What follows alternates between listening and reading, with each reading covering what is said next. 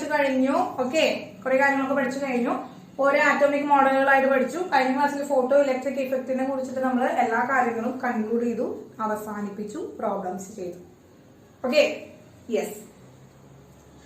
അങ്ങനെ ഇന്ന് നമ്മള് മറ്റൊരു ആറ്റോമിക് മോഡലുമായിട്ടാണ് ടീച്ചർ വന്നിരിക്കുന്നത്. മറ്റൊരു ആറ്റോമിക് മോഡലുമായിട്ടാണ് വന്നിരിക്കുന്നത്. വെരി ഇമ്പോർട്ടന്റ് മോഡലാണ് ബോർ ആറ്റം മോഡൽ. അപ്പോ ബോർ ആറ്റം മോഡൽ ആണ് നമ്മൾ ഇനി പഠിക്കാനായിട്ട് പോണത്. അപ്പൊ എല്ലാവരും റെഡി അല്ലേ മക്കളെ? നിങ്ങൾ സെറ്റ് അല്ലേ? വോയിസ് കേൾക്കാൻ, ബോർഡൊക്കെ കാണാനില്ലേ മക്കളെ?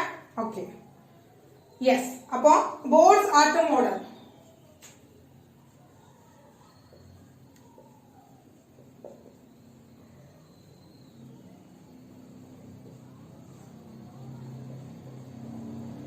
Yes, Bohr's atom model. അപ്പൊ ബോർസ് ആറ്റം മോഡലിനെ നമുക്ക് ആ ഒരു ആറ്റം മോഡൽ പഠിക്കാനായിട്ട് അല്ലെങ്കിൽ ആ ഒരു ആറ്റം മോഡൽ കണ്ടുപിടിക്കാനായിട്ടുള്ള എക്സ്പെരിമെന്റ്സോ ഡെറിവേഷൻസോ കാര്യങ്ങളൊന്നും നമുക്കില്ല. അദ്ദേഹം തന്നിട്ടുള്ള കുറച്ച് പോസ്റ്റ്ലേറ്റ്സ് ആണ് കയ്യിലുള്ളത്. എന്താണ് നമുക്ക്? പോസ്റ്റുലേറ്റ്സ്.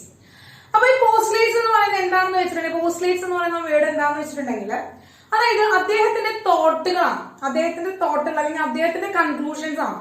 അദ്ദേഹം ഇങ്ങനെ ഒരു ആറ്റോമിക് മോഡൽ കിട്ടാനായിട്ട് അല്ലെങ്കിൽ ആറ്റോമിക് മോഡൽ കണ്ടുപിടിക്കാനായിട്ട് അദ്ദേഹം ചെറിയ ചെറിയ കുറെ എക്സ്പെരിമെന്റ്സ് ഒക്കെ ചെയ്തിട്ടുണ്ടായിരുന്നു. അതിന്റെയൊക്കെ കൺക്ലൂഷൻസ് അദ്ദേഹം എഴുതി വെച്ചിരിക്കുകയാണ്. ആ എഴുതി വെച്ചിരിക്കുന്ന കൺക്ലൂഷൻസിനെയാണ് നമ്മൾ ബോർ ആറ്റം മോഡലിന്റെ പോസ്റ്റ്ലേറ്റ്സ് എന്ന് പറയുന്നത്. ക്ലിയർ ആയ മക്കളെ? അപ്പൊ പോസ്റ്റ്ലേറ്റ്സ് എന്ന് പറയുന്ന വേർഡ് അതാണ്, പോസ്റ്റ്ലേറ്റ്സ് ആണ്. ബോർ ആറ്റം മോഡലിന്റെ ഓരോ പോസ്റ്റ്ലേറ്റ്സ് പഠിച്ചുകൊണ്ടാണ് നമ്മൾ ബോർ ആറ്റം മോഡൽ എന്താണെന്ന് നമ്മൾ പഠിക്കാനായിട്ട് പോകുന്നത്. അല്ലാതെ ആറ്റം മോഡൽ കിട്ടിയ അതിന്റെ എക്സ്പെരിമെന്റോ ഒന്നും നമുക്ക് പഠിക്കാനില്ല. എക്സ്പെരിമെന്റോ അല്ലെങ്കിൽ ആ റിയാക്ഷൻസോ ഒന്നും നമുക്ക് പഠിക്കാനില്ല. പകരം അതിന്റെ പോസ്റ്റ്ലേറ്റ്സ് ആണ്. അദ്ദേഹം എന്താണ് കൺക്ലൂഡ് ചെയ്ത് വെച്ചിരിക്കുന്നത്, അല്ലെങ്കിൽ അദ്ദേഹത്തിന്റെ തോട്ടുകൾ എന്താണ്, ആ ഒരു ആറ്റം മോഡലിനെ കുറിച്ച് അദ്ദേഹം എങ്ങനെയാണ് എഴുതി വെച്ചിരിക്കുന്നത്, എന്താണ് എഴുതി വെച്ചിരിക്കുന്നത് എന്നുള്ള കാര്യമാണ് നമ്മൾ നോക്കാനായിട്ട് പോകുന്നത്. റെഡി? ഓക്കെ, അങ്ങനെ നമ്മൾ ഫസ്റ്റ് പോസ്റ്റ്ലേറ്റ്സ് പഠിക്കാൻ പോകും. ഫസ്റ്റ് പോസ്റ്റ്ലേറ്റ്സ് ആണ് പറയാൻ പോകുന്നത്. ഫസ്റ്റ് പോസ്റ്റ്ലേറ്റ്സ് അഥവാ നമ്മുടെ റുദർഫോർഡ് പറഞ്ഞിരിക്കുന്ന അതൊരു കാര്യം തന്നെയാണ് പറയുന്നത്. Atom has a central core. Atom has a central core called nucleus. Atom has a central core called nucleus. അത് തന്നെയാണ് നമ്മുടെ റുദർഫോർഡ് പറഞ്ഞ കാര്യം. അത് തന്നെയാണ് റുദർഫോർഡ് പറഞ്ഞ കാര്യം. Where all the protons and neutrons exist. എന്താണ് മക്കളെ? Where all the protons and neutrons present. അതാണ് എക്സ്ട്രാ ആര് പറഞ്ഞത്? നമ്മുടെ ബോർ പറയുന്ന കാര്യം എന്ന് പറയുന്നത് എന്താണ് മക്കളെ? Atom has a central core called nucleus. Called nucleus. Where all the proton and neutrons are present. Where all the proton and neutrons are present. That is the first postulates of Bohr atom model. എന്താണ് മക്കളെ? Atom has a central core called nucleus, where all the protons and neutrons are present. എന്താണ് മക്കളെ? ഒരു central core ഉണ്ട്. ആറ്റത്തിന് ഒരു central core ഉണ്ട്.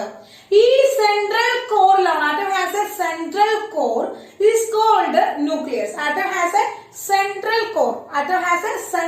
Core is called nucleus. എന്താണ് പേര്? അതിന്റെ പേരാണ് ന്യൂക്ലിയസ്. ന്യൂക്ലിയസ് ആണ് ആ സെൻട്രൽ കോർ എന്ന് പറയുന്നത്. എന്താണ്? റുദർഫോർഡ് കണ്ടുപിടിച്ച അതേ കാര്യമാണ്. പക്ഷെ ആ സെൻട്രൽ കോറിലാണ് പോസിറ്റീവ് ചാർജ് ആയിട്ടുള്ള നമ്മുടെ പ്രോട്ടോണും അതുപോലെ ന്യൂട്രോണും ഇരിക്കുന്നത്. കാരണം മക്കളെ, പ്രോട്ടോൺസും അതുപോലെ ന്യൂട്രോൺസും ഇരിക്കുന്നത് എവിടെയാണ് മക്കളെ? ആ ഒരു സെൻട്രൽ കോറിലാണ്. ആ സെൻട്രൽ കോറിനാണ്, അതിനെയാണ് നമ്മൾ എന്ന് വിളിക്കുന്നത്? ന്യൂക്ലിയസ് എന്ന് വിളിക്കുന്നത്. അതിനെ നമ്മൾ എന്ന് വിളിക്കുന്നത് മക്കളെ? ന്യൂക്ലിയസ് എന്ന് വിളിക്കുന്നത്. ഫസ്റ്റ് പോസ്റ്റ്ലേറ്റ്സ് ക്ലിയർ ആയോ മക്കളെ? യെസ്. ഇനി അതിൽ തന്നെ അദ്ദേഹം ഒരു കാര്യം കൂടി കൂട്ടിച്ചേർത്തിട്ടുണ്ട്. The size of nucleus is very small compared to atom. ആറ്റത്തിനെ കമ്പയർ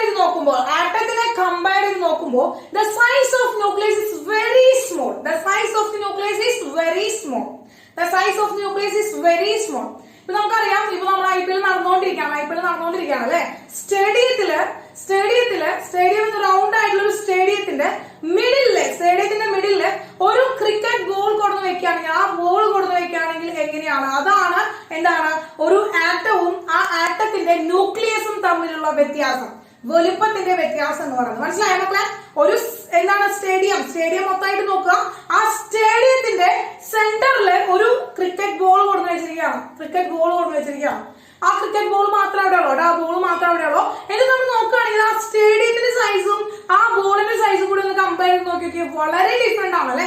ആ സൈസ് എന്ന് പറയുന്നത് സ്റ്റേഡിയത്തിനെ അപേക്ഷിച്ച് നോക്കുമ്പോൾ ആ ക്രിക്കറ്റ് ബോളിന്റെ എന്താണ് സൈസ് എന്ന് പറയുന്നത് വളരെ വളരെ വളരെ വളരെ വളരെ ചെറുതാണ്. അതുമാതിരിയാണ് ഒരു ആറ്റവും ആ ആറ്റത്തിന്റെ നടുക്കിലിരിക്കുന്ന ആ സെൻട്രൽ കോർ ആയിട്ടുള്ള ന്യൂക്ലിയസും തമ്മിലുള്ള സൈസ് വ്യത്യാസം എന്ന് പറയുന്നത്.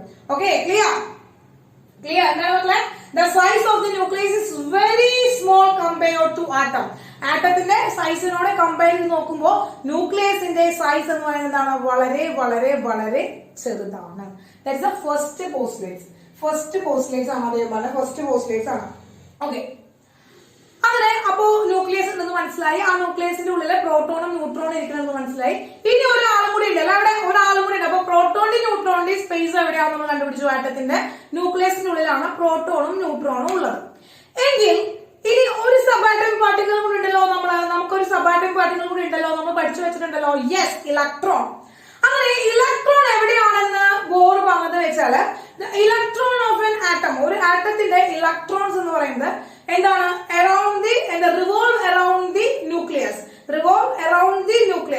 around the nucleus in a discrete orbit. അതാണ് മക്കളെ. യെസ്, ഷെൽ എന്ന് പറയുന്ന വേർഡൊക്കെ നമ്മൾ പഠിക്കുന്നേ ഉള്ളൂ. അദ്ദേഹം പറഞ്ഞിരിക്കുന്ന പോസ്റ്റുലേറ്റ്സ് എന്താണ് മക്കളെ? The electron in an atom revolve around the nucleus in a certain discrete orbit. That is the second postulate. എന്താണ് മക്കളെ? Electrons in an atom revolve around the nucleus in a discrete orbit. What do you mean by discrete orbit? എന്താണ് മക്കളെ discrete orbit എന്ന് നമ്മൾ ഉദ്ദേശിക്കുന്നത്? നമ്മൾ discrete എന്ന് പറയുന്ന വേർഡ് നമ്മൾ ഓൾറെഡി പഠിച്ചതാണ് അല്ലെ. നമ്മൾ പറഞ്ഞ എന്താണ്, ഒരു ലൈറ്റ് എനർജി എമിറ്റ് ചെയ്യുകയോ അബ്സോർബ് ചെയ്യുകയോ ചെയ്യുന്നത്. എന്താണ് മക്കളെ, ഒരു എലമെന്റ് ലൈറ്റ് അബ്സോർബ് ചെയ്യുകയോ എമിറ്റ് ചെയ്യുകയോ ചെയ്യുന്നത് ഡിസ്ക്രീറ്റ് എമൗണ്ട് ആയിട്ടാണ്. അതായത് 1, 2, 3 എന്ന് പറയുന്ന നമ്പേഴ്സ്, കറക്റ്റ് മെഷറബിൾ നമ്പേഴ്സ് ആയിട്ടാണ്. എന്താണ് ആ കറക്റ്റ് മെഷറബിൾ നമ്പേഴ്സിനെയാണ് നമ്മൾ ഡിസ്ക്രീറ്റ് എന്ന് പറയുന്നത്. ഒരിക്കലും ഈ ഫ്രാക്ഷണൽ നമ്പേഴ്സോ ഡെസിമൽ നമ്പേഴ്സോ നമുക്ക് അവിടെ വരില്ല. അതാണ് നമ്മൾ ഡിസ്ക്രീറ്റ് എന്ന് പറയുന്നത്. അതുപോലെ തന്നെ എന്താണ്, ന്യൂക്ലിയസ് ഉണ്ട്.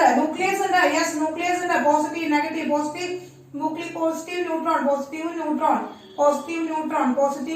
അങ്ങനെ ഇരിക്കുന്ന പ്രോട്ടോണും ന്യൂട്രോണും ഇരിക്കുന്ന ന്യൂക്ലിയസ് ഉണ്ട്.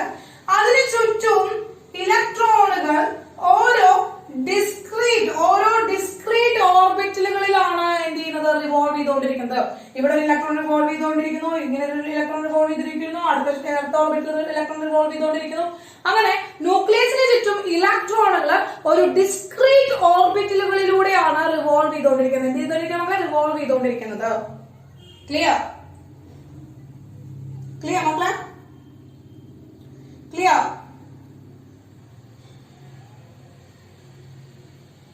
യെസ്. അങ്ങനെ അപ്പോ സച്ച് ഓർബിറ്റ്, ഇനി അതിന്റെ കൂടെ തന്നെ എന്താണ്, ആ ഓർബിറ്റുകൾക്ക് അദ്ദേഹം ഒരു പേര് കൂടി ഇട്ടിട്ടുണ്ട്. എന്താണ് മക്കളെ? Such orbits are known as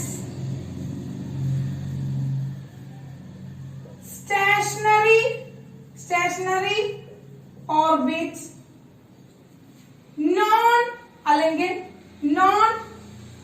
radiating orbit. Stationary orbit, non radiating orbit, stable orbits. Okay, ആ ഡിസ്ക്രീറ്റ് ഓർബിറ്റുകളെ നമ്മൾ പറയുന്ന പേരുകളാണ് ഈ പല പേരും NCERT ടെക്സ്റ്റ് ബുക്കിൽ നിന്ന് നോക്കുകയാണെങ്കിൽ ഈ 3 പേരിലും എന്ത് ചെയ്യും, ഈ 3 പേരിലും ആ ഓർബിറ്റുകളെ മെൻഷൻ ചെയ്യാറുണ്ട്, ഈ 3 പേരിലും മെൻഷൻ ചെയ്യാറുണ്ട്. അപ്പൊ വായിക്കുമ്പോൾ നിങ്ങൾക്ക് ഡൗട്ട് വരരുത്, കാരണം 3 തന്നെയാണ്, ഒരാൾ തന്നെയാണ്. ആ ഡിസ്ക്രീറ്റ് ഓർബിറ്റുകളെയാണ്, ന്യൂക്ലിയസിന് ചുറ്റും ഇലക്ട്രോണുകൾ മൂവ് ചെയ്യുന്ന ആ ഒരു ഡിസ്ക്രീറ്റ് ഓർബിറ്റുകളെയാണ് നമ്മൾ എന്ന് പറയുന്നത് സ്റ്റേഷനറി ഓർബിറ്റ്സ് എന്ന് പറയുന്നത്, അതുപോലെ നോൺ റേഡിയേറ്റിംഗ് ഓർബിറ്റ്സ് എന്ന് പറയുന്നത്, അതുപോലെ തന്നെ സ്റ്റേബിൾ ഓർബിറ്റ്സ് എന്ന് പറയുന്നത്. അപ്പൊ ഈ 3 പേരുകളും നിങ്ങൾക്ക് അവിടെ വായിക്കുമ്പോൾ നിങ്ങൾക്ക് കാണാനായിട്ട് സാധിക്കും. അപ്പൊ എന്താണ്, അങ്ങനെ തെറ്റിദ്ധരിക്കരുത്, എന്താണെന്നുള്ളത് എന്ത് ചെയ്യരുത്, ഡൗട്ട് ഉണ്ടാവരുത് കേട്ടോ മക്കളെ. ഇത് 3 സെയിം ആണോ അല്ലെങ്കിൽ ഡിഫറെന്റ് ആണോ എന്നുള്ള ഡൗട്ട് ഉണ്ടാവരുത്. എന്താണ്, 3 സെയിം തന്നെയാണ്. Okay, clear? അപ്പൊ പറഞ്ഞിവിടെ എന്താണ്, ഡിസ്ക്രീറ്റ് ഓർബിറ്റ് ആണെന്ന് പറഞ്ഞു. മക്കളെ ഡിസ്ക്രീറ്റ് ഓർബിറ്റ് ആണെന്ന് പറഞ്ഞു, ഡിസ്ക്രീറ്റ് ഓർബിറ്റ് ആണെന്ന് പറഞ്ഞു. അതായത് ഈ 1ാമത്തെ ഓർബിറ്റ്, 2ാമത്തെ ഓർബിറ്റ്, 3ാമത്തെ ഓർബിറ്റ്, 4, 5, 6, 7 എക്സെട്ര, അങ്ങനെ ഓർബിറ്റലുകളിൽ മാത്രമാണ് ഇലക്ട്രോൺ ഇരിക്കുള്ളൂ. അല്ലാതെ ഒരിക്കലും 1.5 ഓർബിറ്റ് അല്ലെങ്കിൽ ഇലക്ട്രോൺ ഇവന്റെ നടുക്കിലിരിക്കില്ല, ഈ 2 ഓർബിറ്റുകളുടെ നടുക്കിലിരിക്കില്ല. ആ ഓർബിറ്റലിൽ മാത്രം ഇരുന്നുകൊണ്ടാണ് ഇലക്ട്രോൺ എന്ത് ചെയ്യുള്ളൂ, റിവോൾവ് ചെയ്യുള്ളൂ കേട്ടോ. അല്ലാണ്ട് മതി എനിക്ക് ഓടി എന്താണ് ഈ റൗണ്ടിലൂടെ ഓടി കിടച്ചു, ഞാൻ ഇനി കുറച്ചു നേരം പുറത്തിറങ്ങി ഓടാമെന്ന് വിചാരിച്ചിട്ട് എന്ത് ചെയ്യില്ല, ട്രാക്ക് വിട്ട് ഓടില്ല. അവൻ ആ ഒരു ഡിസ്ക്രീറ്റ് പോയിന്റിൽ അല്ലെങ്കിൽ ആ ഡിസ്ക്രീറ്റ് ഓർബിറ്റിൽ നിന്നുകൊണ്ട് മാത്രമാണ് അവൻ എന്ത് ചെയ്യുള്ളൂ, റിവോൾവ് ചെയ്യുള്ളൂ. അതുകൊണ്ടാണ് ആ ഡിസ്ക്രീറ്റ് ഓർബിറ്റ് എന്ന് അവിടെ എടുത്തു പറയുന്നത്. ഓക്കെ, ക്ലിയർ മക്കളെ? സെക്കൻഡ് പോസ്റ്റ്ലേറ്റ്സ് ക്ലിയർ ആയോ? യെസ്. Okay, yes. ഒരിക്കലും 2 ഓർബിറ്റുകളുടെ മിഡിലില് വരില്ല. ഓക്കെ, ഇനി ഒരു വേർഡ് നിങ്ങളോട് കേൾക്കുന്നുണ്ടാവും, നോൺ റേഡിയേറ്റിംഗ് ഓർബിറ്റ്. എന്തുകൊണ്ടാണ് ഇതിന് നോൺ റേഡിയേറ്റിംഗ് ഓർബിറ്റ് എന്ന് പറയുന്നത്? cannot absorb or emit radiation. അവരെന്താണ്, ആ ഒരു ഓർബിറ്റുകൾക്ക് എന്താണ്, എനർജി അബ്സോർബ് ചെയ്യാനോ അല്ലെങ്കിൽ ആ ഓർബിറ്റലിനെ എനർജി എമിറ്റ് ചെയ്യാനോ ഉള്ള കഴിവില്ല. എന്താണ് മക്കളെ? cannot absorb or emit radiations emit ചെയ്യാനോ റേഡിയേഷൻസ് അബ്സോർബ് ചെയ്യാനോ ഉള്ള കഴിവ് ആർക്കില്ല മക്കളെ? ഈ ഓർബിറ്റുകൾക്ക് ഇല്ല. അതുകൊണ്ടാണ് അവരെ നോൺ റേഡിയേറ്റിംഗ് ഓർബിറ്റ്സ് എന്ന പേരിൽ പറയുന്നത്. പറയുന്നത് മക്കളെ നോൺ റേഡിയേറ്റിംഗ് ഓർബിറ്റ്സ് എന്ന് പറയുന്നത്. ക്ലിയർ ആയോ മക്കളെ? ശിവാനി, കുഞ്ഞു, ഐശ്വര്യ, ക്ലിയർ ആയി? യെസ്. ഓക്കെ. അപ്പോ ഇതിന് മക്കളെ വേറെ എക്സ്പെരിമെന്റ്സോ ഒന്നുമില്ല. ഈ പോസ്റ്റ്ലേറ്റ്സ് ആണ്, അദ്ദേഹം പറഞ്ഞു വെച്ചിരിക്കുന്ന കാര്യങ്ങളാണ്, അദ്ദേഹത്തിന്റെ തോട്ടുകളാണ്. ഇത് ഇങ്ങനെ തന്നെ മനസ്സിലാക്കി വെക്കുകയാണ് കേട്ടോ. അദ്ദേഹം പറഞ്ഞു വെച്ചിരിക്കുന്ന കൺക്ലൂഷൻസ് ആണ്. അതിൽ നിന്നാണ് ഒരു സ്ട്രക്ചർ നമുക്ക് കിട്ടുന്നത്. ഇപ്പൊ നിങ്ങൾ വിചാരിക്കുന്നുണ്ടോ ഇതും ഫെയിൽ ആണെന്ന്? ആക്ച്വലി ഇതും ഫെയിൽ ആയിട്ടുള്ള ഒരു സ്ട്രക്ചർ ആണ്. പക്ഷേ ഒരു ആറ്റോമിക് മോഡലാണ്. പക്ഷെ ഇതിന് ശേഷം വന്നിരിക്കുന്നത് ക്വാണ്ടം മോഡലാണ്. ഇതിന് ശേഷം വന്നിരിക്കുന്ന ആറ്റോമിക് മോഡൽ എന്ന് പറയുന്നത് മോഡേൺ ആറ്റോമിക് മോഡൽ എന്ന് പറയുന്നത്. പക്ഷെ അത് പഠിക്കാൻ പറഞ്ഞത് വളരെ ഡിഫിക്കൾട്ട് ആണ്. അപ്പൊ ഈസി വേയില് നമുക്ക് ലൈഫ് ടൈമിൽ നമുക്ക് യൂസ് ചെയ്യാനും കാൽക്കുലേറ്റ് ചെയ്യാനും അതുപോലെ തന്നെ നമുക്ക് കമ്മ്യൂണിക്കേറ്റ് ചെയ്യാനും ഒക്കെ വളരെ സിമ്പിൾ ആയിട്ടുള്ള ഒരു ആറ്റോമിക് മോഡലാണ് ബോർ ആറ്റം മോഡൽ. അതുകൊണ്ട് വളരെ ഇമ്പോർട്ടന്റ് ആണ് മക്കളെ, വളരെ ഇമ്പോർട്ടന്റ് ആണ്. ഓക്കെ, ക്വാണ്ടം മോഡൽ എന്ന് പറയുന്നത് അത്രയും നമുക്കത് കൊണ്ടു നടക്കാനും അതിനെക്കുറിച്ച് സ്റ്റഡി ചെയ്യാനും കമ്മ്യൂണിക്കേറ്റ് ചെയ്യാനൊക്കെ കുറച്ച് ഡിഫിക്കൾട്ട് ആണ്.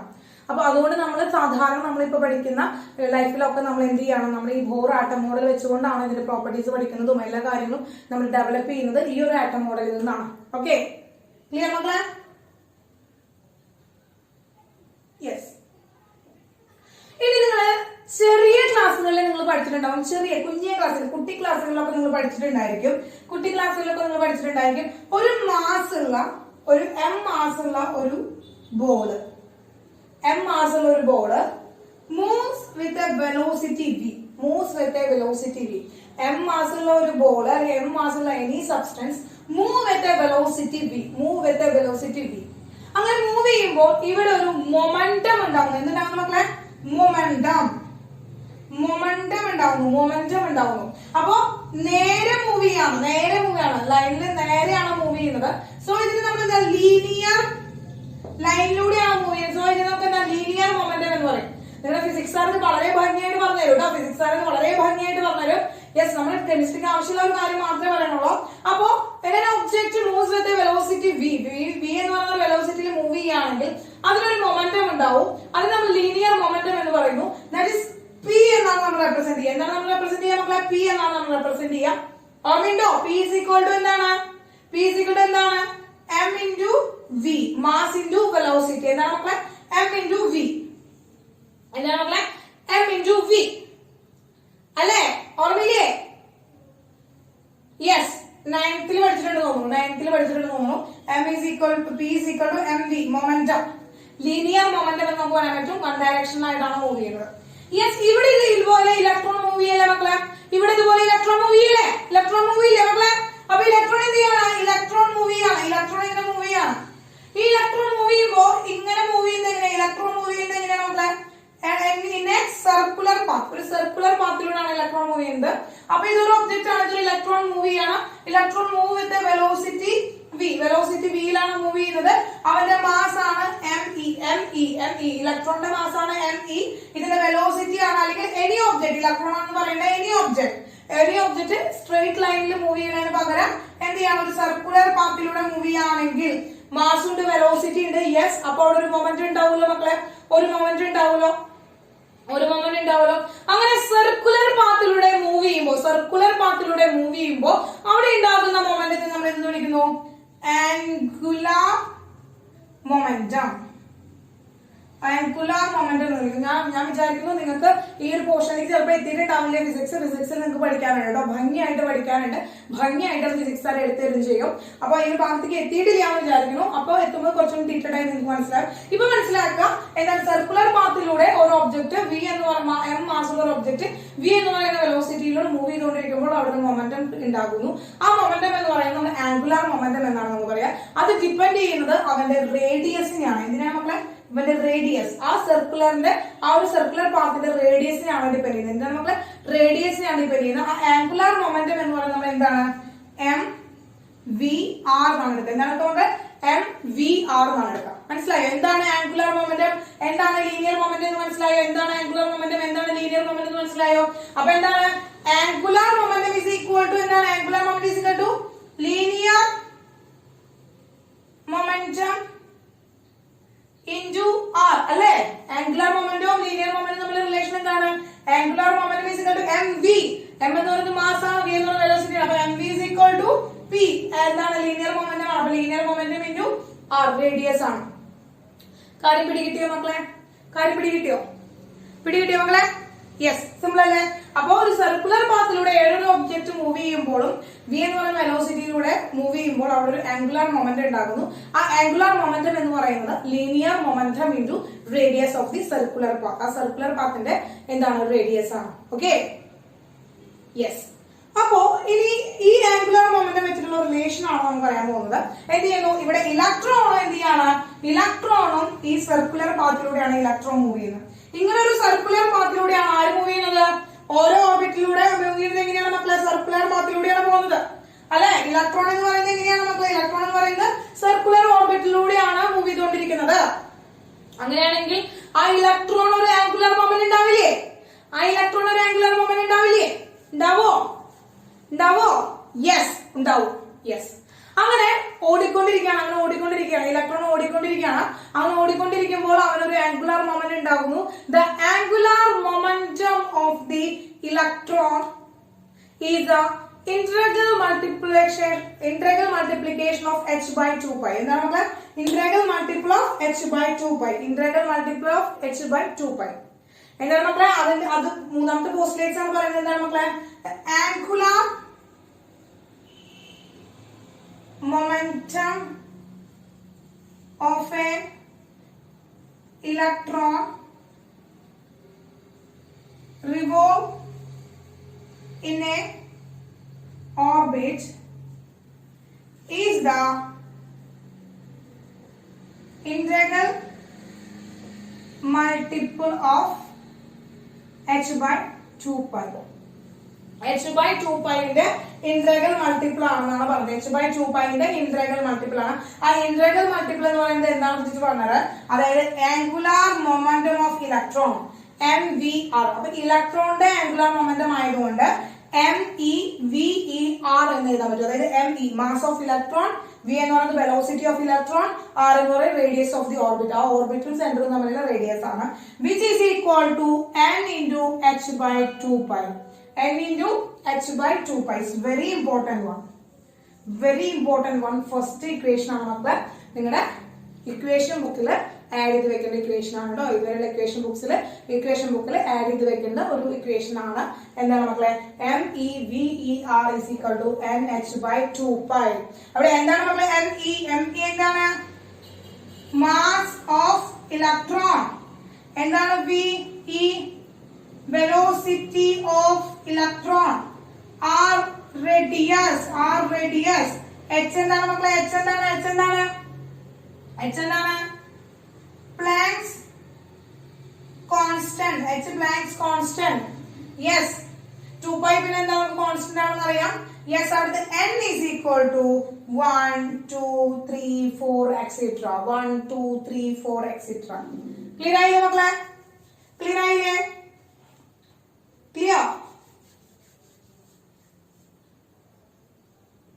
Yes. Now what is the mass of an electron? Electron ന്റെ mass എന്താണ്? What is the mass of an electron? What is the mass of an electron? Electron ന്റെ mass എന്താണ് മക്കളെ? What is the mass of an electron? Electron ന്റെ mass എന്താണ്? Mass of an electron 9.1 into 10 raised to minus 31 kilogram. അപ്പോൾ അവിടെ ME എന്ന് പറയുന്നത് നമ്മൾ എന്താ എടുക്കുക? 9.1 into 10 raised to minus 31 kilogram ആണ്. അതിന്റെ വാല്യൂ നമുക്കറിയാം. യെസ്, ഓൾസോ നമുക്ക് എന്താ Planck's constant അറിയാം. 6.626 into 10 raised to minus 34 joule second. അപ്പോൾ ആ രണ്ട് വാല്യൂസ് നമുക്കറിയാം. അത് നമുക്ക് എന്ത് ചെയ്യാം? പുട്ട് ചെയ്യാം. അപ്പോൾ MEVER is equal to NH by 2 pi. Clear ആയോ മക്കളെ? തേർഡ് പോസ്റ്റ്ലേറ്റ്സ് ക്ലിയർ ആയോ? അപ്പോ ബോർഡ് പറഞ്ഞ 3 പോസ്റ്റ്ലേറ്റ്സ് ആണ്. ആദ്യത്തെ 3 പോസ്റ്റ്ലേറ്റ്സ് ആണ് നമ്മൾ ബോർഡിൽ എഴുതി വെച്ചിരിക്കുന്നത്. ഫസ്റ്റ് വൺ എന്താണ്? Atom has a central core called nucleus where all the protons and neutrons are present. ഒരു സെൻട്രൽ കോർ ഉണ്ട് ആറ്റത്തിന്. ആ ആറ്റത്തിന്റെ സെൻട്രൽ കോറിലാണ് പ്രോട്ടോണും ന്യൂട്രോണും ഇരിക്കുന്നത്.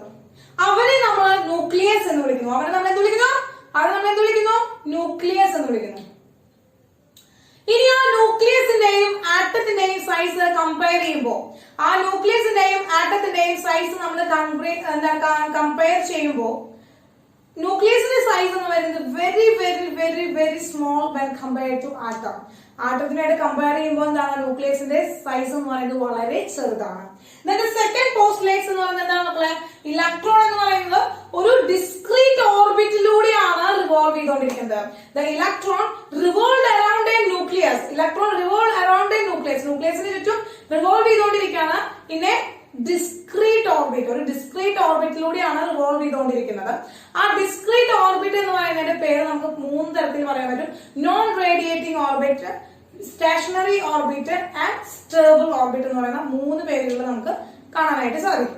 Yes, the third one, the angular momentum of an electron when moving in a discrete orbit. ഒരു discrete ഓർബിറ്റിലൂടെ move ചെയ്തുകൊണ്ടിരിക്കുന്ന ഇലക്ട്രോണിന്റെ angular momentum എന്ന് പറയുന്നത് is an integral multiple of h by 2 pi. h by 2 pi എന്ന് പറയുന്ന വാല്യൂവിന്റെ integral multiple ആണ് അവിടുത്തെ angular momentum of an electron എന്ന് പറയുന്നത്. Angular momentum of an electron എന്ന് പറയുന്നത്. ക്ലിയർ ആയല്ലോ മക്കളെ? Is it clear മക്കളെ? Yes. അവിടെ ഇതിലൊരു എക്സാമ്പിൾ പറയട്ടെ. ശ്രദ്ധിക്കുക, ഒരു എക്സാമ്പിൾ പറയാം. ഇപ്പൊ ശ്രദ്ധിക്കുക, എക്സാമ്പിൾ പറയാൻ മുമ്പ് ഇതൊന്ന് വേഗം സ്ക്രീൻഷോട്ട് എടുത്തോളൂ. എന്നിട്ട് എക്സാമ്പിൾ പറയാം കേട്ടോ. ഓക്കെ, അങ്ങനെയാണെങ്കിൽ ടീച്ചർ പറയാണ്, what is the angular momentum of electron in a first ഓർബിറ്റിൽ ഓഫ് എ ഹൈഡ്രജൻ. ഹൈഡ്രജന്റെ ഫസ്റ്റ് ഓർബിറ്റിൽ ഇരിക്കുന്ന ഇലക്ട്രോണിന്റെ ആംഗുലർ മൊമെന്റം എത്രയായിരിക്കും? യെസ്, നമുക്കറിയാം ന്യൂക്ലിയസിന് ചുറ്റും എന്താണ് മക്കളെ? ന്യൂക്ലിയസിന് ചുറ്റും ഇൻഫിനിറ്റി ഓഫ് ഇലക്ട്രോൺ എന്താണ്? ഓർബിറ്റ്സ് ഉണ്ട്. ഒരിക്കലും 1, 2, 3, 4 ഓർബിറ്റൽസ് അല്ല ഉള്ളത്. ഒരു ന്യൂക്ലിയസിന് ചുറ്റും ഇൻഫിനിറ്റി ഓർബിറ്റൽസ് ഉണ്ടായിരിക്കും. ഒരു ഇൻഫിനിറ്റി ഓർബിറ്റൽ ഉണ്ടാവും. ന്യൂക്ലിയസിന് ചുറ്റും ഇൻഫിനിറ്റി ഓർബിറ്റൽസ് ഉണ്ടായിരിക്കും. പക്ഷേ ഓരോ എലമെന്റ്സിന്റെയും നമ്മൾ നോക്കുമ്പോൾ ഓർബിറ്റൽസ് നോക്കുമ്പോൾ അതിൽ ഫിൽ ആയിട്ടിരിക്കുന്ന ഓർബിറ്റൽസ് എന്തായിരിക്കും? ഇൻഫിനിറ്റി ആയിരിക്കില്ല. അതിനൊരു ഡെഫിനിറ്റ് നമ്പർ ഉണ്ടായിരിക്കും. പക്ഷെ ആക്ച്വലി എന്താണ്, ഒരു ന്യൂക്ലിയസിന് ചുറ്റും ഇൻഫിനിറ്റി ആയിട്ടുള്ള എന്തുണ്ട്? ഓർബിറ്റൽസ് ഉണ്ടായിരിക്കും. ഇൻഫിനിറ്റി ഓർബിറ്റൽസ് ഉണ്ടായിരിക്കും. പക്ഷെ ആ ഇൻഫിനിറ്റി ഓർബിറ്റൽസിലും ഇലക്ട്രോൺ ഫില്ലിംഗ് നടന്നിട്ടുണ്ടാവില്ലേ? ഒരു എന്താണ്, ഒരു ഡിസ്ക്രീറ്റ് നമ്പർ അല്ലെങ്കിൽ ഒരു ഡെഫിനിറ്റ് നമ്പർ ഓഫ് ഓർബിറ്റൽസിൽ മാത്രമായിരിക്കും എന്തുണ്ടാവുക? Electron filling നടന്നിട്ടുണ്ടാവുക. മനസ്സിലായോ മക്കളെ? അപ്പൊ number of orbital around a nucleus എന്ന് പറഞ്ഞാൽ എത്രയാണ്? Number of nucleus around A number of orbitals around a nucleus എന്ന് പറഞ്ഞാൽ എത്രയാണ്? എത്രയാണ്? Yes, infinity. ഇൻഫിനിറ്റി ആണ് മക്കളെ. അതിന് പറ്റുന്ന നമ്പർ ഇല്ല. പക്ഷെ ഇലക്ട്രോൺ ഫില്ലിംഗ് നടന്നിട്ടുള്ള ഓർബിറ്റൽ ഏതാണെന്ന് ചോദിച്ചാൽ നമുക്ക് ഓരോ എലമെന്റ്സിനെ ഡിപെൻഡ് ചെയ്തിട്ട് നമുക്ക് ആ ഫില്ല് ചെയ്തിരിക്കുന്ന ഓർബിറ്റലുകൾ ഏതൊക്കെയാണെന്ന് എഴുതിയിട്ട് നമുക്ക് പറയാനായിട്ട് സാധിക്കും. ഓക്കെ, അപ്പൊ ഇങ്ങനെ ഇൻഫിനിറ്റി ഓഫ് എന്താണ് ഓർബിറ്റൽസ് ഉണ്ട്. അങ്ങനെ ഫസ്റ്റ് ഓർബിറ്റലിൽ ഒരു ഇലക്ട്രോൺ ഇരിക്കുകയാണ് എങ്കിൽ what is the angular momentum of this electron? ഈ ഇലക്ട്രോണിന്റെ ആംഗുലാർ മൊമെന്റം എത്രയായിരിക്കും? നമുക്കറിയാം എന്താണ്? mv(r) is equal to nh/2π ആണ്. അപ്പൊ ഇലക്ട്രോൺ ഇരിക്കുന്നത് ഫസ്റ്റ് ഓർബിറ്റിലാണ്. ഇലക്ട്രോൺ ഇരിക്കുന്നത് എത്രയാണ്? ഫസ്റ്റ് ഓർബിറ്റിലാണ്. therefore n is equal to 1. എന്തുകൊണ്ടാണ്? Electron in first orbit. First ഓർബിറ്റിലായതുകൊണ്ട് ആ ഡിസ്ക്രീറ്റ് ഓർബിറ്റ് എന്ന് പറയുന്നത് എന്താണ്? ഫസ്റ്റ് ഓർബിറ്റിലാണ്. അതുകൊണ്ട് n is equal to 1. n is equal to 1 ആണ്. അപ്പൊ അവന്റെ MEVER angular momentum is equal to എത്രയാണ് മക്കളെ? 1 into h/2π. അല്ലെങ്കിൽ എന്താണ് മക്കളെ? h/2π ആണ്. അതായത് angular momentum of an electron എന്ന് പറയുന്നത് h/2π ആണ്. അത് കാൽക്കുലേറ്റ് ചെയ്ത് കഴിഞ്ഞാൽ നമുക്കറിയാലോ. എച്ചിന്റെ വാല്യൂ നമുക്കറിയാം, പൈയുടെ വാല്യൂ നമുക്കറിയാം. എച്ചിന്റെ വാല്യൂ എത്രയാണ് മക്കളെ? എച്ചിന്റെ വാല്യൂ 6.626 into 10⁻34 ജൂൾ സെക്കൻഡ് ആണ്. പൈയുടെ വാല്യൂ നമുക്കറിയാം 22/7 ആണ്. ഇത് സബ്സ്റ്റിറ്റ്യൂട്ട് ചെയ്താൽ എത്രയാണ് അതിന്റെ ആംഗുലർ മൊമെന്റം എന്ന് നമുക്ക് പറയാനായിട്ട് സാധിക്കും. യെസ്, കറക്റ്റ് അല്ലേ?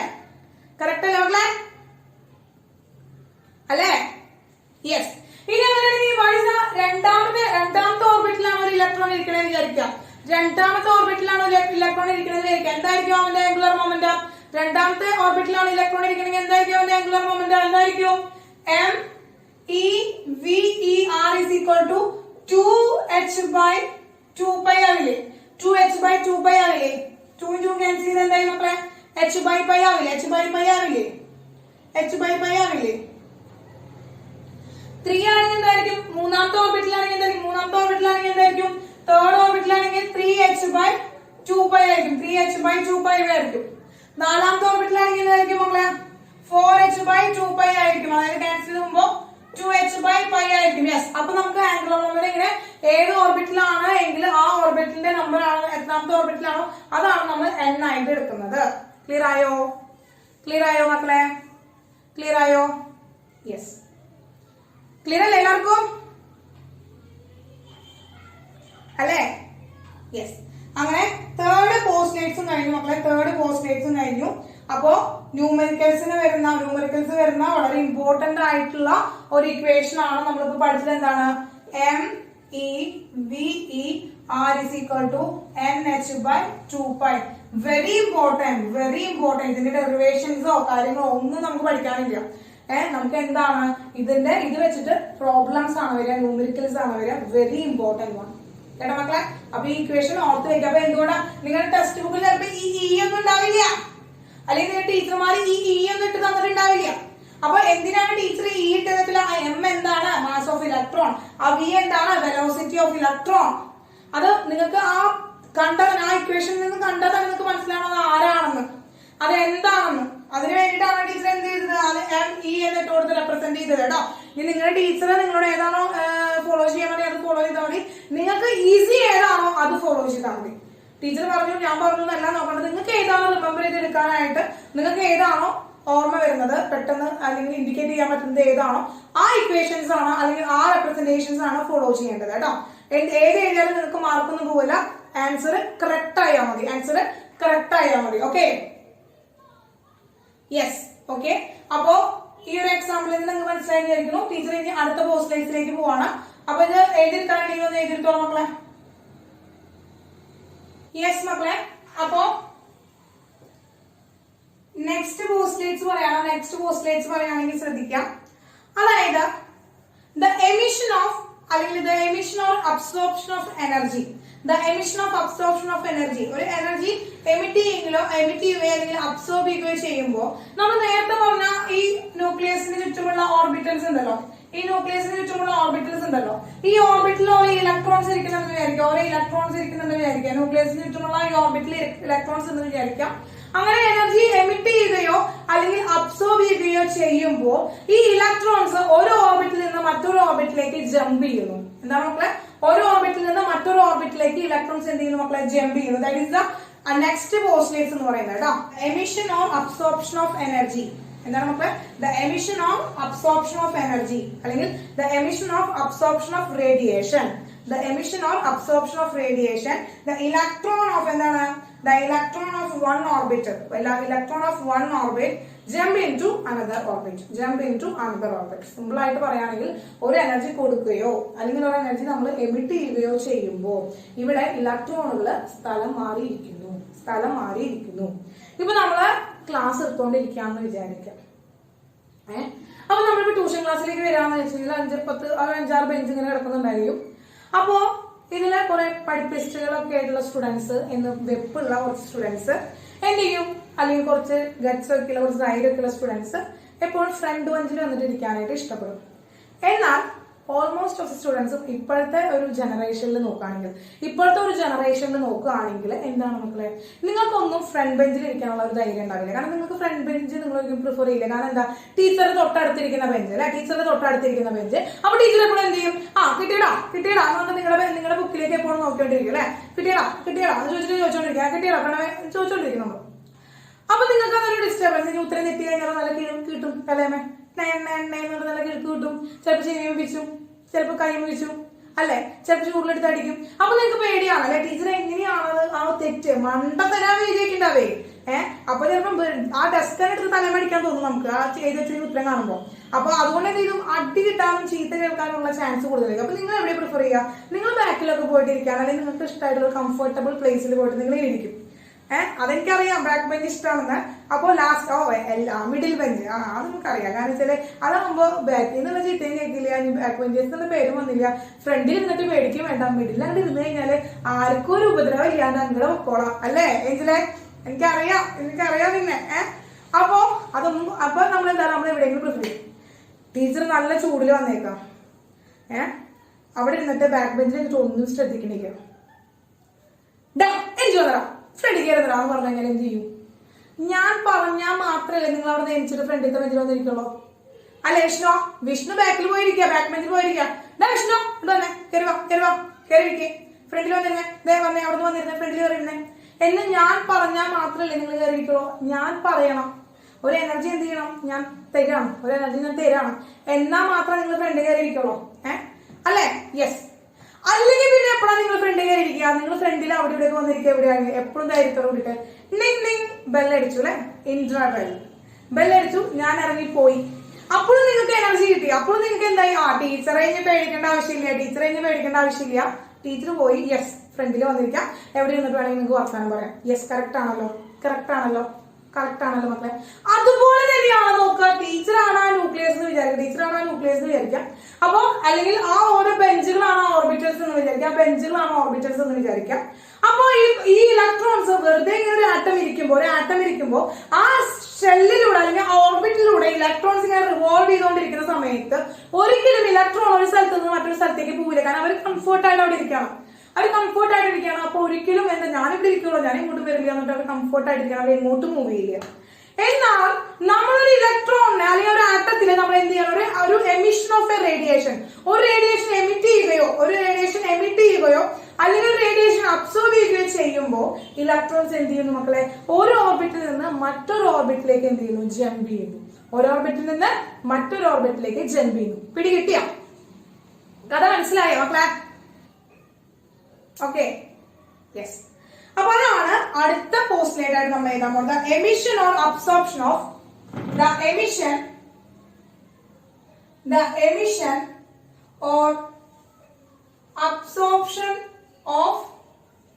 radiation by an atom take place take place, by an atom take place when electron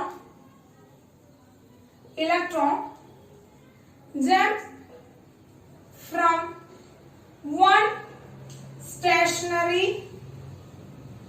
orbit to another. Stationary orbit to another. എന്താണ് മക്കളെ? The emission or absorption of any radiation by an atom take place when electron jump from one stationary orbit to another. അപ്പോൾ stationery orbit അല്ലെങ്കിൽ വെറുതെ ഓർബിറ്റിന് എഴുതാം, അല്ലെങ്കിൽ non radiating ഓർബിറ്റിന് എഴുതാം, അല്ലെങ്കിൽ stable ഓർബിറ്റിന് എഴുതാം. കേട്ടല്ലോ? അപ്പൊ മൂന്ന് പേരിൽ ഏത് വേണമെങ്കിൽ നമുക്ക് യൂസ് ചെയ്യാനായിട്ട് പറ്റും. അപ്പൊ തേർഡ് പോസ്റ്റ്ലേറ്റ്സ് കിട്ടിയില്ലേ മക്കളെ? നെക്സ്റ്റ് തേർഡ് അല്ല, ഫോർത്ത് പോസ്റ്റ്ലേറ്റ്സ് കിട്ടിയില്ലേ മക്കളെ? ഫോർത്ത് പോസ്റ്റ്ലേറ്റ്സ് കിട്ടിയില്ലേ?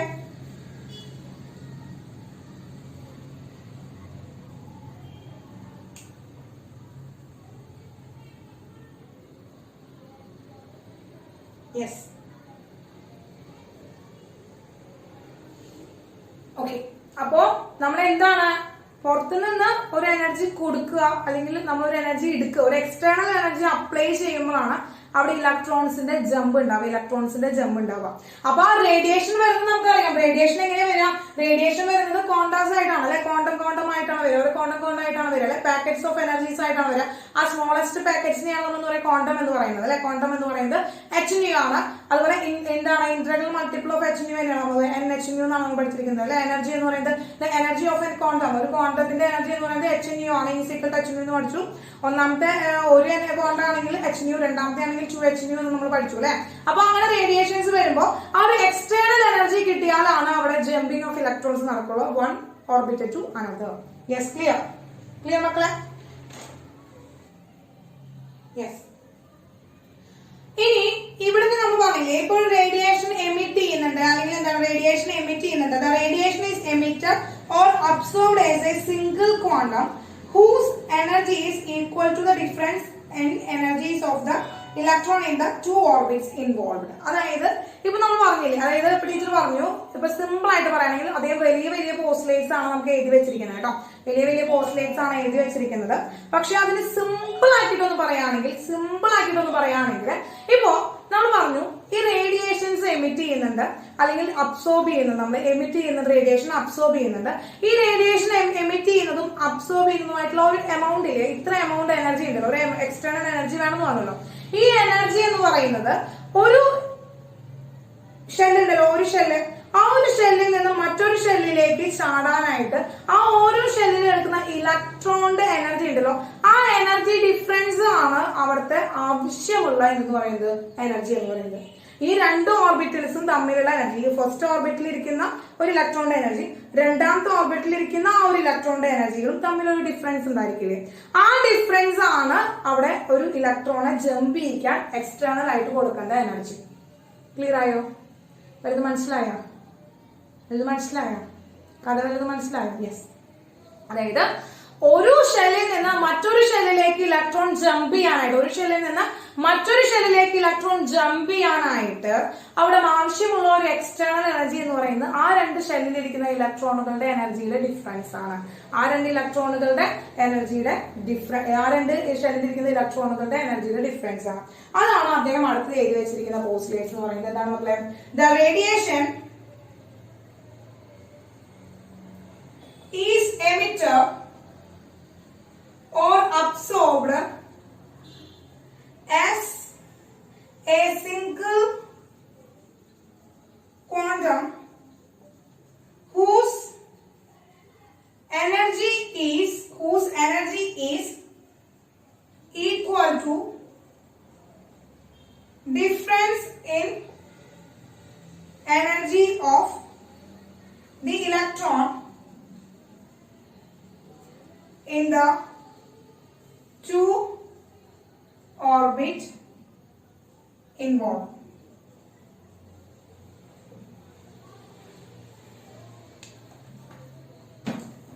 Yes. നോക്കൂ മക്കളെ, അപ്പൊ ശ്രദ്ധിക്കുക എന്താണ്? The radiation is emitted or absorbed in as a single quantum. എന്താണ്? the radiation is emitted or absorbed as a single quantum ആയിട്ട് emit ചെയ്യുകയും absorb ചെയ്യുകയും ചെയ്യുകയാണെങ്കിൽ whose energy is equal to ആ absorb ചെയ്തതും emit ചെയ്തതുമായിട്ടുള്ള ആ ഒരു എനർജി എന്ന് പറയുന്നത് is equal to എന്താണ് difference in energy of the electrons in the two orbit. ആ രണ്ട് ഓർബിറ്റിൽ ഇരിക്കുന്ന ഇലക്ട്രോണിന്റെ എനർജിയുടെ ഡിഫറൻസിന് ഈക്വൽ ആണ് അവിടുന്ന് എമിറ്റ് ചെയ്യുന്നതും അബ്സോർബ് ചെയ്യുന്നതുമായിട്ടുള്ള ആ ഒരു എനർജി എന്ന് പറയുന്നത്. ക്ലിയർ ആയില്ലേ? പോസ്റ്റ്ലേസ് എഴുതി വെച്ചിട്ട് മനസ്സിലായില്ലേ? വലിച്ചു നീട്ടി എഴുതി വെച്ചിരിക്കുകയാണ് മക്കളെ. പക്ഷെ എന്താണ് സിമ്പിൾ ആയിട്ട് പറയുകയാണെങ്കിൽ അവിടെ ജമ്പ് ചെയ്യാനായിട്ട് ആവശ്യമുള്ള എനർജി എന്ന് പറയുന്നത് ഈ രണ്ട് ഇലക്ട്രോണിന്റെ എനർജികളുടെ തമ്മിലുള്ള ഡിഫറൻസ് ആണ്. കേട്ടോ മക്കളെ? അതാണ് അവിടുത്തെ കഥ. ഓക്കെ, യെസ് യെസ്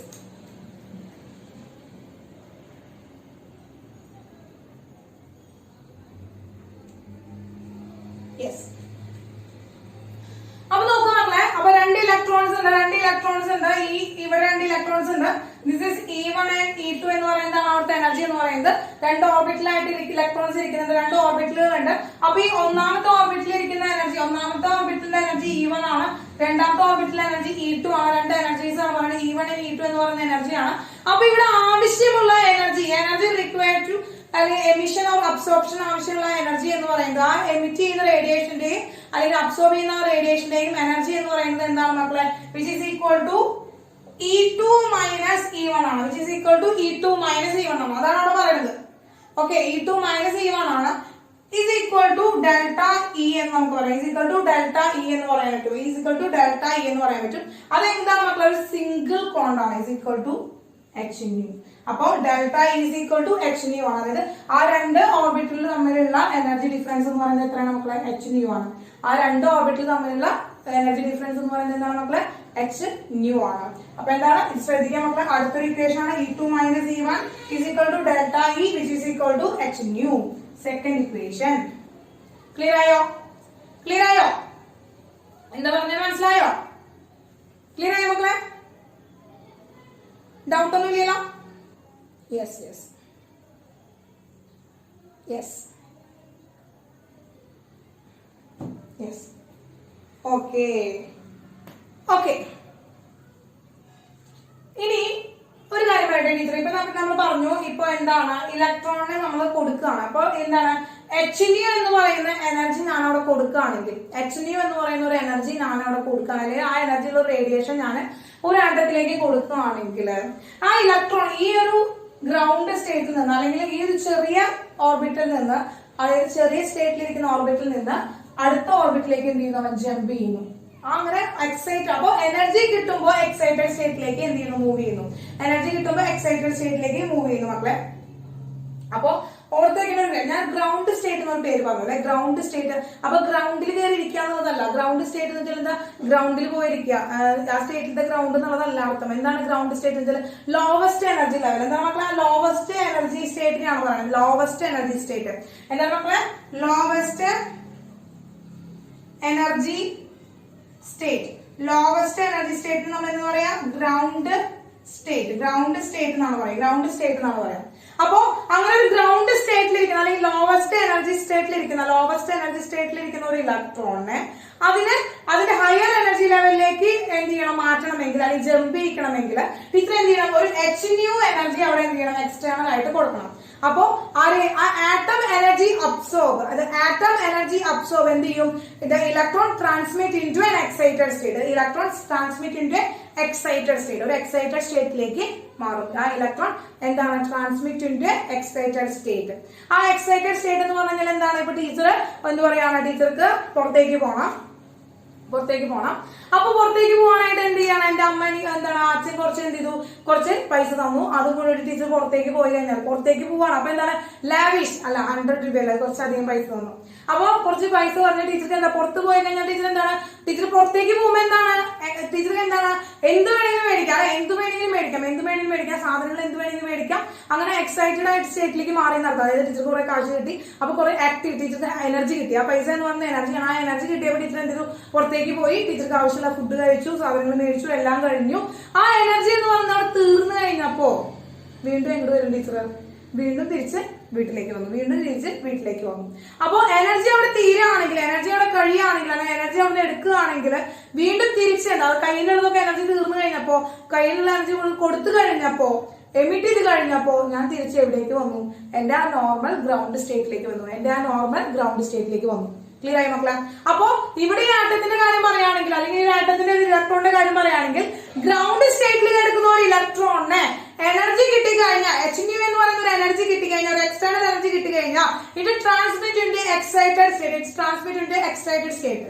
ഇപ്പൊ വേറൊരു എക്സാമ്പിൾ പറയുകയാണെങ്കിൽ കളിച്ചു ചിരിച്ചിരിക്കുന്ന എന്റെ മക്കൾ ഇങ്ങനെ കളിച്ചു ചിരിച്ചിരിക്കുമ്പോ ചോദ്യം ചോദിച്ചു കിട്ടിയില്ല.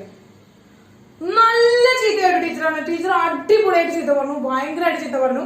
ആ ഐശ്വര്യനൊക്കെ പിടിച്ച് ചീത്തയോട് ചീത്ത പറഞ്ഞു. അങ്ങനെ കളിച്ചു ചിരിച്ചിരിക്കുന്ന ഐശ്വര്യക്ക് എന്ത് ചെയ്യാൻ തുടങ്ങി? കരയാൻ തുടങ്ങി. ഐശ്വര്യൊക്കെ കരയാൻ തുടങ്ങി. ഐശ്വര്യ വിളിച്ച് എല്ലാരും ആവട്ട് കരയാൻ തുടങ്ങി. കാരണം ആമ്പിളേക്ക് കൊണ്ട് നാളില്ല. അത് പിന്നെ ആമ്പിളേക്ക് കരയില്ല ഒന്നും ചെയ്യില്ല. ടീച്ചറെ ഇത് കൂടെ കേട്ടാ അത് കൂടെ കളയാം, അത്രേ ഉള്ളൂ. പക്ഷെ പെൺപിള്ളേരെ അങ്ങനെയല്ല. പെൺപിള്ളേർക്ക് ഒരു ചെറിയ കാര്യം കിട്ടിയാൽ മതി, അപ്പൊ എന്ത് ചെയ്യും? പെൺപിള്ളേരെ കരയാൻ തുടങ്ങും. അപ്പൊ ടീച്ചർ ചീത്ത പറയാൻ തുടങ്ങിയപ്പോ ഭയങ്കര കരച്ചിലായി. പെൺപിള്ളേരൊക്കെ ഭയങ്കര കരച്ചിലായി. അത് കഴിഞ്ഞാൽ എന്ത് ചെയ്യും? അപ്പോൾ ടീച്ചർ ഒരു എക്സൈറ്റഡ് സ്റ്റേറ്റിലേക്ക് മാറി അല്ലെ? നോർമൽ ആയിട്ട് ഇരുന്നായിരുന്നു അവരാണ്. ടീച്ചറിന് 4 ചീത്ത കേട്ടപ്പോൾ അവരെന്ത് ചെയ്തു? അവരുടെ എക്സൈറ്റഡ് സ്റ്റേറ്റിലേക്ക് മാറി. അവർ കരഞ്ഞിരിക്കാൻ തുടങ്ങി. അത് കഴിയുമ്പോൾ ടീച്ചർ എന്ത് ചെയ്യും? സാരില്ല, പോട്ടെ, ഇനി കുഴപ്പമില്ല, അടുത്ത ക്ലാസ്സിൽ സെറ്റാക്കിയാൽ മതി, അടുത്ത ക്ലാസ്സിൽ പഠിച്ചു വന്നാൽ മതി എന്നൊക്കെ പറഞ്ഞപ്പോ എന്തായി? അവരെന്ത് ചെയ്തു? അവർ വീണ്ടും ആ പഴയ സ്റ്റേറ്റിലേക്ക് തിരിച്ചു വന്നു. കാരണം അവരുടെ സങ്കടമൊക്കെ ടീച്ചർ എന്ത് ചെയ്തു? പുറത്തേക്ക് എടുത്തു. സാറില്ലേ മക്കളെ, കുഴപ്പമില്ല എന്നൊക്കെ പറഞ്ഞപ്പോ എന്ത് ചെയ്തു? അവർ ആ സങ്കടമൊക്കെ മാറ്റി വീണ്ടും അവരുടെ ഗ്രൗണ്ട് സ്റ്റേറ്റിലേക്ക് വന്നു. ക്ലിയർ ആയോ? അപ്പൊ ഒരു എനർജി അല്ലെങ്കിൽ ഒരു എക്സ്റ്റേണൽ ആയിട്ടൊരു എനർജി കിട്ടിയപ്പോൾ അവരെന്താണ്? ഒരു എക്സൈറ്റഡ് സ്റ്റേറ്റിലേക്ക് അവർ ഇരുന്ന ആ ഒരു നോർമൽ സ്റ്റേറ്റിൽ നിന്ന് വേറൊരു എക്സൈറ്റഡ് എനർജി ലെവലിലേക്ക് അവർ മാറുകയാണ്. അതാണ് എനർജി അബ്സോർബ് ചെയ്യുമ്പോൾ എന്ത് ചെയ്യാണ്? അവരൊരു എക്സൈറ്റഡ് സ്റ്റേറ്റിലേക്ക് മാറുന്നു. അവരൊന്നും എന്ത് റിച്ചിയും ഐശ്വര്യൊന്നും അല്ല, കനകയൊന്നും അല്ല. ആരാണ്? ഇലക്ട്രോൺസ്. ആരാണ് മക്കളെ? ഇലക്ട്രോൺസ്. ആരാണ്? ഇലക്ട്രോൺസ്. Yes, okay, electrons. അതാണ് നമ്മൾ പറഞ്ഞ കഥ. അപ്പോ ഈ ഗ്രൗണ്ട് സ്റ്റേറ്റ് എന്ന് പറഞ്ഞ ആൾ ആരാണ്? ഗ്രൗണ്ട് സ്റ്റേറ്റ് എന്ന് പറഞ്ഞ ആളാണ് n=1 വരാണെങ്കിൽ, അതായത് ഫസ്റ്റ് ഓർബിറ്റിൽ ഇരിക്കുന്നതിനെയാണ്, ആ ഫസ്റ്റ് ഓർബിറ്റിനെയാണ് നമ്മൾ എന്ന് പറയുന്നത് ഗ്രൗണ്ട് സ്റ്റേറ്റ് എന്ന് പറയുന്നത്. ഗ്രൗണ്ട് സ്റ്റേറ്റ് എന്ന് പറയുന്നത്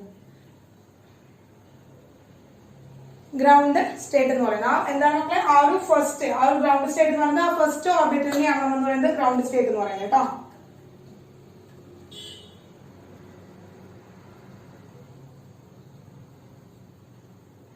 ഓക്കെ, അപ്പൊ ഇപ്പൊ പറഞ്ഞ കാര്യം ടീച്ചർ കൺക്ലൂഡ് ചെയ്യുകയാണെങ്കിൽ ശ്രദ്ധിക്കുക.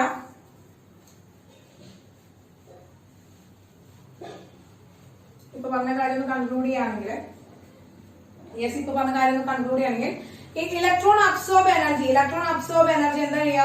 It goes to the excited state. എന്ത് ചെയ്യുന്നത്? Gets excited and jump into എന്താണ്? ഔട്ടർ ഓർബിറ്റിൽ. എന്താണ് മക്കളെ? Outer orbit. എന്താണ്? Electrons absorb energy. Electrons absorb energy എന്ത് ചെയ്യുന്നു? Electron get excited. Electron jump into outermost ഓർബിറ്റിലേക്ക് ജംപ് ചെയ്യുന്നു. When energy release, it falls back to the ground state. It falls back to the lowest energy level. Clear ആയി മക്കളെ? അപ്പൊ അതാണ് എഴുതാൻ പോകുന്നത്. ഇലക്ട്രോൺസ് അല്ലെങ്കിൽ എന്താണ് മക്കളെ? Absorb energy, get excited and jump into outer orbit. When energy release it falls back to lowest orbit. അല്ലെങ്കിൽ ലോവസ്റ്റ് എനർജി സ്റ്റേറ്റ് എന്ന് പറയാം. ഈ ഓർബിറ്റുകളെ നമ്മൾ എനർജി സ്റ്റേറ്റ് എന്ന് പറയാം. അപ്പോൾ ലോവസ്റ്റ് എന്ന് പറയാം, എനർജി സ്റ്റേറ്റ് എന്ന് പറയാനായിട്ട് സാധിക്കും. ക്ലിയർ ആയി? ഏതാണ് ഇപ്പൊ ടീച്ചർ പറഞ്ഞത്? കൺക്ലൂഡ് ചെയ്തു. ഇപ്പൊ പറഞ്ഞ കാര്യം കൺക്ലൂഡ് ചെയ്തതാണ്. ക്ലിയർ മക്കളെ? ക്ലിയർ ആയോ?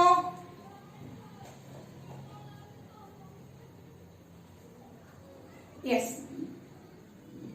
അങ്ങനെ bore atom model is completed.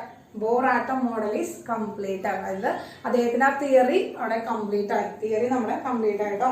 അങ്ങനെ തിയറി കംപ്ലീറ്റ് ആയി നമ്മുടെ. Okay, Bohr atom model complete ആയി. കിട്ടിയോ മക്കളെ? ബോർ ആറ്റം മോഡൽ കിട്ടിയോ? ക്ലിയർ ആയോ മക്കളെ? ഡൗട്ട് ഒന്നും ഇല്ലല്ലോ? മനസ്സിലായില്ലേ? മനസ്സിലായില്ലേ? Yes. Okay, bye. Bye. Tata. Bye bye. Okay.